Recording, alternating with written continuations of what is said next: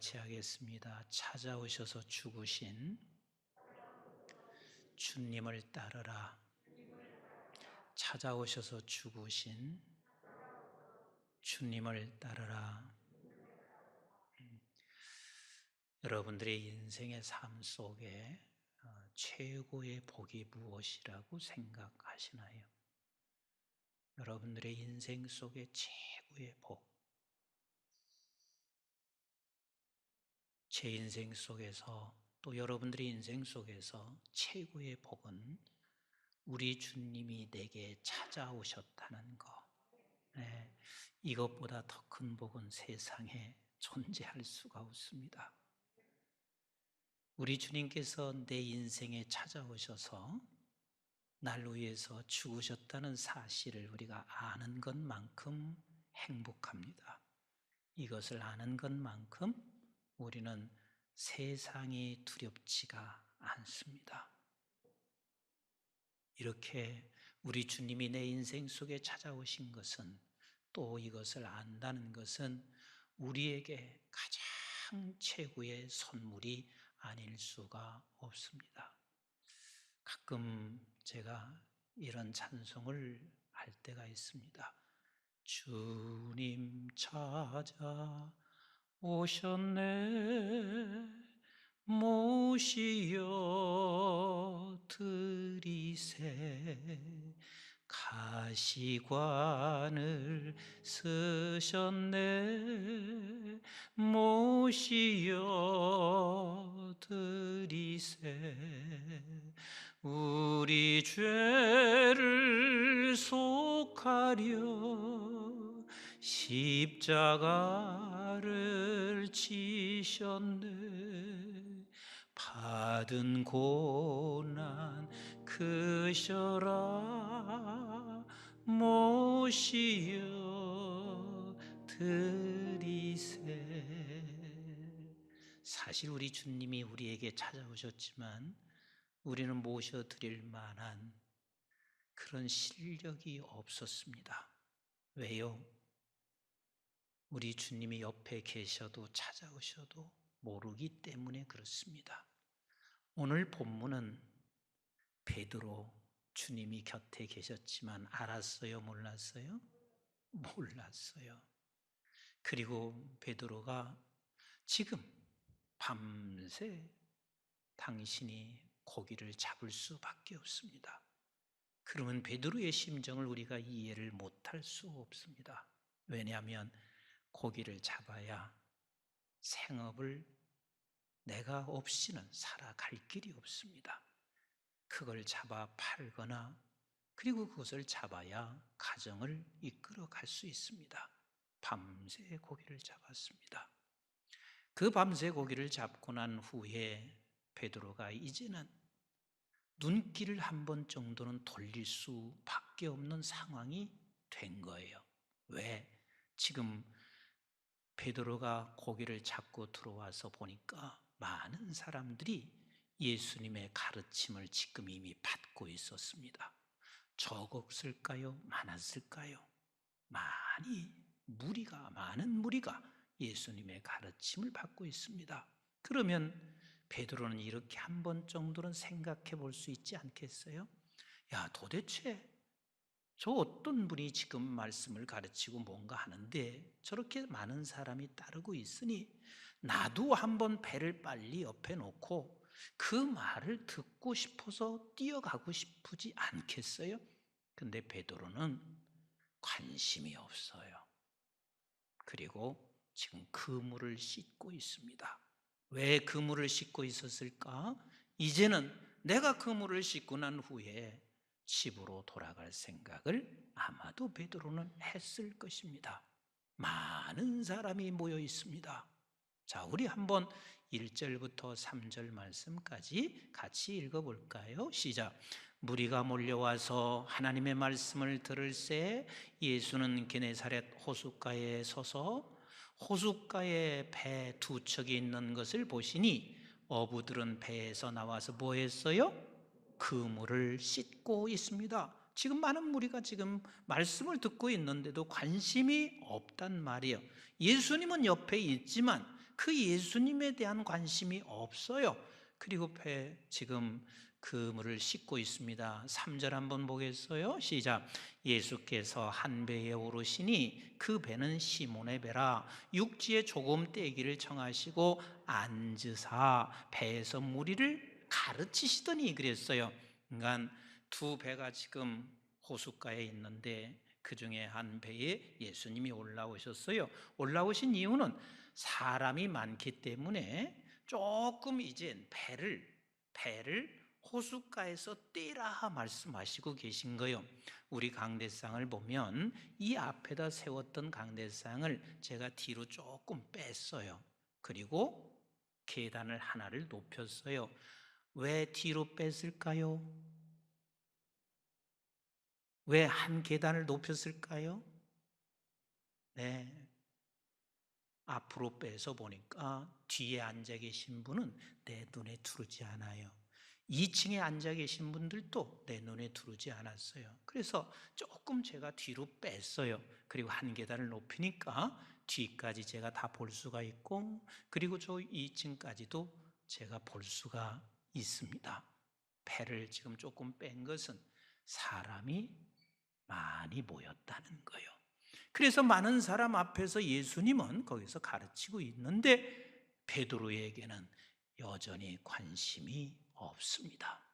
그때 우리 주님께서는 지금 베드로는 관심이 없고 베드로는 예수님인지 모르지만 우리 주님은 지금 베드로 곁에 계세요? 안 계세요? 베드로 곁에 계십니다. 그 곁에 계신 예수님께서 베드로에게 이렇게 말씀하시고 계세요. 4절 말씀을 같이 봅니다. 시작. 말씀을 마치시고 시몬에게 이르시되 깊은 데로 가서 그물을 내려 고기를 잡으라. 베드로에게 말하고 있습니다. 베드로야, 고기를 잡으라 말씀하시고 계십니다. 찾아오신 우리 주님은 우리의 필요를 아실까요? 모르실까요? 다 아십니다. 모든 걸 다 아세요. 베드로가 일상생활 속에서 필요한 것은 고기를 잡는 것을 알고 계신 우리 주님이세요. 모든 것을 다 알고 계시면서 베드로를 향해서 베드로야 고기를 잡으라 말씀하시고 계십니다. 우리 주님께서는 어찌하여 내 사정을 이렇게 모르십니까?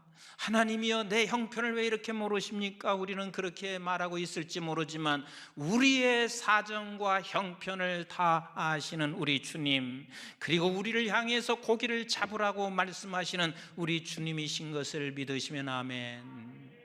나에게도 한번 그렇게 하나님께서 내 마음속에 좀 말씀 좀 해보세요.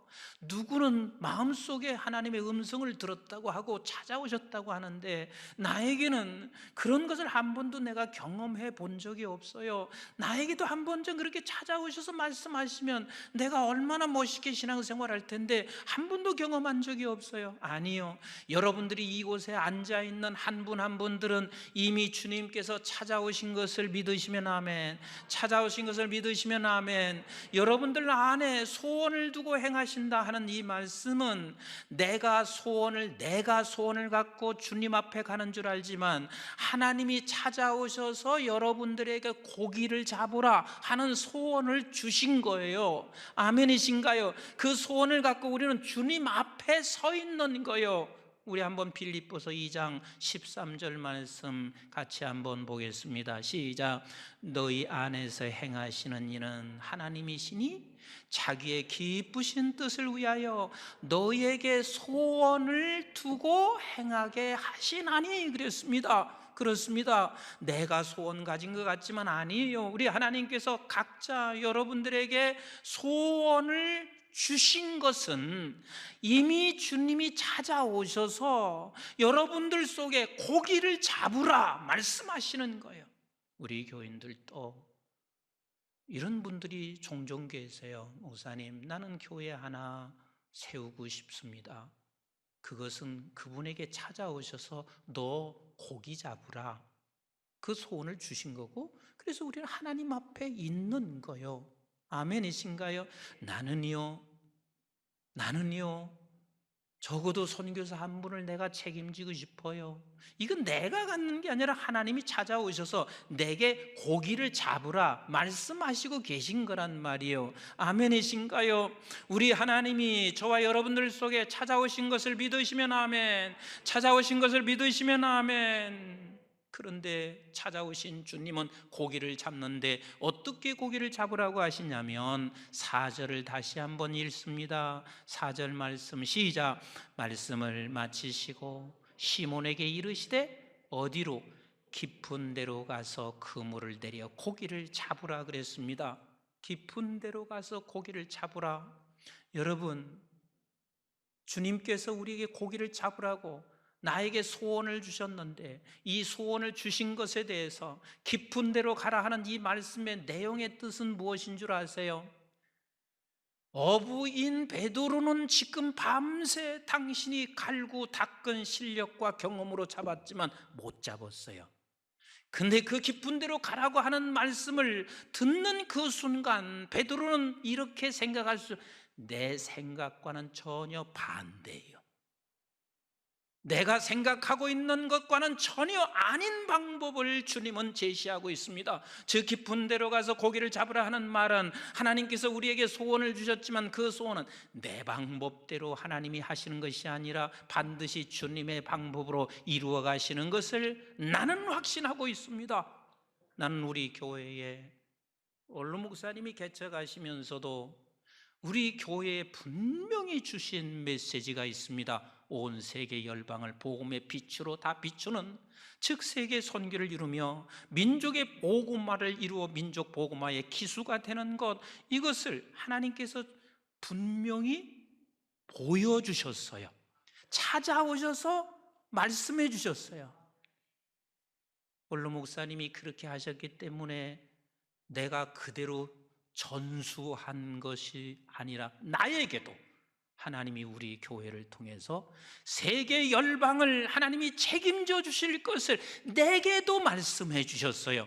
그리고 민족의 복음화를 반드시 우리 교회를 통해서 일으켜 주신다는 것을 내게도 말씀해 주셨어요. 우리 교회를 향한 아버지 하나님의 소원이요, 찾아오셔서 말씀하신 것인데 저는 압니다. 내 방법으로 하지 아니하신다는 것. 우리 교회가 우리나라에서 제일 큰 교회도 아니고 그렇게 힘이 있는 것도 아니지만 하나님은 하나님의 방법으로 반드시 그 일을 이루실 것을 나는 믿습니다. 하나님의 방법으로 하나님께서 역사하실 것을 나는 믿습니다. 아무리 세상의 교회들이 어려운다 할지라도 하나님은 반드시 이 일을, 이 민족을 통하여 우리 교회를 통하여 이루실 것을 확신합니다. 그러면 우리는 이렇게 말할 수 있습니다. 그러면 우리 하나님의 방법으로 하나님의 시간에 하나님이 하신다면 내가 할 것은 아무것도 없지 않습니까? 그런데 여기서 깊은 데로 가라 하시는 말씀이, 깊은 데를 저는 개인적으로 이렇게 깨달아집니다. 깊은 데로 가는 게 지금 말씀하시는 거예요. 우리 하나님께서 이 큰 일을 이루어서 우리가 이렇게 생각하면 굉장히 버거워질 수 있습니다. 너 이 큰 일을 위해서 너희 집 좀 팔아라. 너 큰 일을 위해서 너는 지금 모든 걸 다 접고 신학을 가서 네가 목사가 되든 선교사가 되든 이렇게 말씀하시는 것이 아니라 지금 내가 할 수 있는 것 같이 합시다. 지금 내게 말씀하시는 것. 자, 우리 한번 5절을 같이 한번 읽어볼까요? 시작. 시몬이 대답하여 이르되 선생님, 우리들이 밤이 새도록 수고하였으되 잡은 것이 없지만은, 내 방법으로 했지만 잡은 것이 하나도 없지만, 시작. 말씀에 의지하여 내가 그물을 내리다 하고 지금 말씀하시는 것. 그러면 여러분들에게 지금 말씀하시는 건 뭐예요? 여러분들에게 지금 말씀하시는 건 뭐예요? 하나님의 말씀을 듣는 거지요. 여러분, 하나님께서 어떤 때는 우리가 이렇게 말해요. 야, 불평거리가 생겨. 그런데 하나님께서는 깊은 데로 가서 고기를 던져 고기를 잡으라고 말씀하시면 험담하지 말라. 그러면 그냥 지금 험담하지 않는 게 깊은 곳이란 말이에요.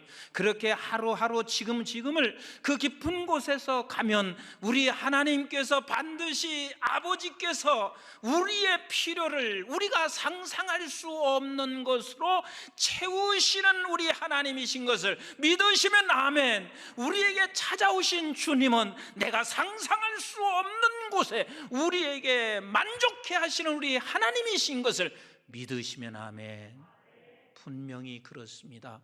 그래서 그가 깊은 곳에 그물을 지금 해야 할 일을 그냥 했단 말이요. 그랬더니 어마어마한 당신이 생각도 못한 엄청난 결과를 주시고 있습니다. 6절부터 우리 7절 같이 읽습니다. 시작. 그렇게 하니 고기를 잡은 것이 심이 많아. 적어요, 많아요? 심이 많습니다. 내가 상상할 수 없었던 일이 벌어진 거예요. 힘이 많아. 그물이 어떻게 됐어요? 찢어지는지라. 그런데 그 그물만 채우는 게 아니에요. 시작. 이에 다른 배에 있는 동무들에게 손짓하여 와서 도와달라 하니 그들이 와서 2배에 가득 채워 잠기게 되었습니다. 나에게 필요했던 건 1배만 채워도 놀랄 일인데 지금 2배에 가득 채워졌으니 이게 얼마나 어마어마한 사건이냔 말이요.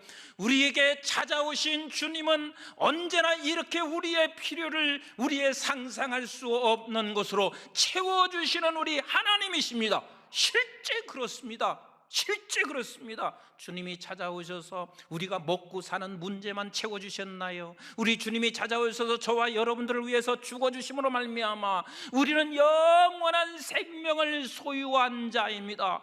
영원한 생명을 소유한 자입니다. 그래서 우리는 주님 앞에 서서 영원토록 그분을 찬양하며 살아갈 수 있는 이 어마어마한 은혜, 찾아오신 주님은 우리를 위하여 죽으시고 내가 상상할 수 없는 엄청난 긍휼과 은혜를 입은 자가 여기에 계신 저와 여러분들이에요. 영상 앞에 계신 우리 모두가 다 그런 은혜를 입었단 말이에요. 그런데 그 은혜를 입었던 베드로가 지금 말하는 것을 보면 이해할 수 없는 말을 하고 있습니다. 8절 한번 같이 볼까요? 시작. 시몬 베드로가 이를 보고 예수의 무릎 아래 엎드려 이르되 주여 나를 떠나소서 나는 죄인이로소이다 하니, 세상에 그 은혜를 상상할 수 없는 풍요로움을 누렸던 베드로, 그러면 우리 이렇게 생각해야 되지 않겠어요? 예수님을 다리를 꼭 붙잡고 예수님, 절대로 나는 이제는 예수님 없이 못 살으니까 예수님 붙잡고 가겠습니다, 이렇게 말을 해야 당연할 것 같은데 그 앞에 무릎을 꿇고 예수님 앞에 이렇게 말하고 있습니다. 예수님 떠나세요. 예수님 떠나세요. 나는 죄인입니다. 하나님의 은혜를 경험한 사람들, 하나님께서 우리에게 베풀어 주신, 찾아오셔서 우리를 위하여 주고 우리에게 주신 이 어마어마한 은혜를 깨닫는 사람들이 해야 할 고백이 뭐냐면, 그분 앞에 무릎을 꿇고 나 같은 죄인, 주님 앞에 내가 어찌 설 수가 있습니까? 나 같은 죄인이 어떻게 주님 앞에 있을 수가 있습니까? 주여 떠나세요. 나는 죄인입니다. 이게 베드로뿐만 아니라 수많은 신앙의 선배들이 다 그렇게 길을 걸어왔습니다. 우리 한번 디모데전서 1장 12절 말씀 같이 한번 볼까요? 시작. 나를 능하게 하신 그리스도 예수 우리 주께 내가 감사함은 나를 충성되이 여겨서 내게 직분을 맡기심이니, 지금 바울은 내가 가지고 있는 이 직분에 대하여 말할 수 없는 감격이, 말할 수 없는 은혜가 지금 12절에 있습니다. 내가 어떤 자였는데 13절 같이 볼까요? 시작. 내가 전에는 비방자요 박해자요 폭행자였으나 도리어 긍휼을 입은 것은 내가 믿지 아니할 때에 알지 못하고 행하였음이니라. 내가 찾아오신 주님을 몰랐을 때는 나는 폭행자였어요. 그리고 그 주님을 내가 죽이러 가는 사람이었어요. 그런 나에게 하나님이 베풀어 주신 은혜는 상상할 수가 없는 은혜를 내게 베풀어 주셨어요. 14절 말씀 같이 봅니다. 시작. 우리 주의 은혜가 그리스도 예수 안에 있는 믿음과 사랑과 함께 넘치도록 풍성하였도다. 풍성하였도다. 그래서 15절에 이렇게 말을 하고 있습니다. 그 풍성한 은혜를 받고 풍성한 은혜를 깨달은 바울은 이렇게 말씀해요. 15절 시작. 미쁘다 모든 사람이 받을 만한 이 말이요, 나만 아니라 모든 사람, 나만 아니라 여기에 있는 영상으로도 예배드리고 있는 모든 분들에게 동일한 이야기란 말이에요. 받을 만한 이 말이요. 시작. 그리스도 예수께서 죄인을 구원하시려고 세상에 임하셨다 하였도다. 죄인 중에 내가 괴순이라. 이 하나님의 은혜가 크면 클수록 우리는 이렇게 고백할 수밖에 없는 거예요. 나는 죄인 중에 괴수입니다. 나 같은 사람을 하나님께서 목사로, 장로로, 권사로, 안수집사로, 집사로, 성도로, 성가대에 앉는 자리로 나를 세워주신 이 은혜 너무 감격하며 그럴 수밖에 없음을 고백드릴 수밖에 없어요. 그런 베드로를 향해서 우리 주님은 이렇게 말씀하셨습니다. 우리 9절부터 11절 같이 봅니다. 시작. 이는 자기 및 자기와 함께 있는 모든 사람이 고기 잡힌 것으로 말미암아 놀라고 세베대의 아들로서 시몬의 동업자인 야고보와 요한도 놀랐습니다. 저와 여러분들을 통해서 온 세상이 놀라가 되기를 주님의 이름으로 축복합니다. 우리 한국중앙교회를 통해서 온 세상이 놀라게 될 줄로 믿습니다. 놀라고. 시작. 예수께서 시몬에게 이르시되 무서워하지 말라. 이제 후로는 네가 사람을 취하리라 하시니 그들이 배들을 육지에 대고 모든 것을 버려두고 예수를 따르니라. 그런 제자 베드로를 불러내시면서 이제 너는 사람을 낚는 어부가 되리라. 근데 바울에게도 동일합니다. 하나님, 나는 죄인 중에 괴수입니다 라고 고백하고 있는 바울. 그리고 나서 16절에 디모데전서 1장 16절에 뭐라고 하시는지 같이 읽어봅니다. 시작.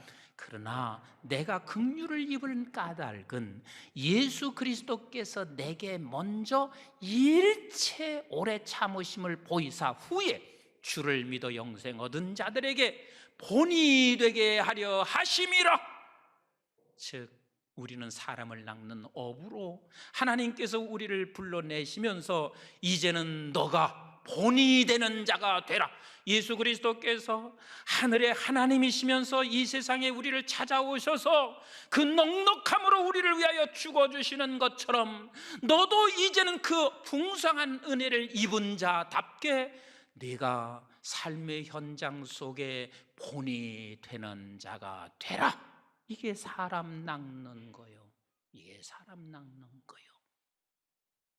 사랑하는 성도 여러분, 코로나19 상황은 만만치가 않습니다. 원로 목사님이 6.25를 겪고 일제치하를 겪으면서 저에게 이런 말씀하시더라고요. 그때의 상황 이상이라고. 그게 만만치 않은 상황입니다. 그런데 이 상황에서 찾아오셔서 죽으신 그 주님으로 인하여 우리가 받은 풍성한 은혜 때문에 우리의 삶의 현장에서 본이 되시는, 그래서 그리스도가 증거되어지는 한 분 한 분의 삶이 우리의 가정과 삶의 현장, 직장, 기업에서 반드시 일어나기를 주님의 이름으로 축복합니다.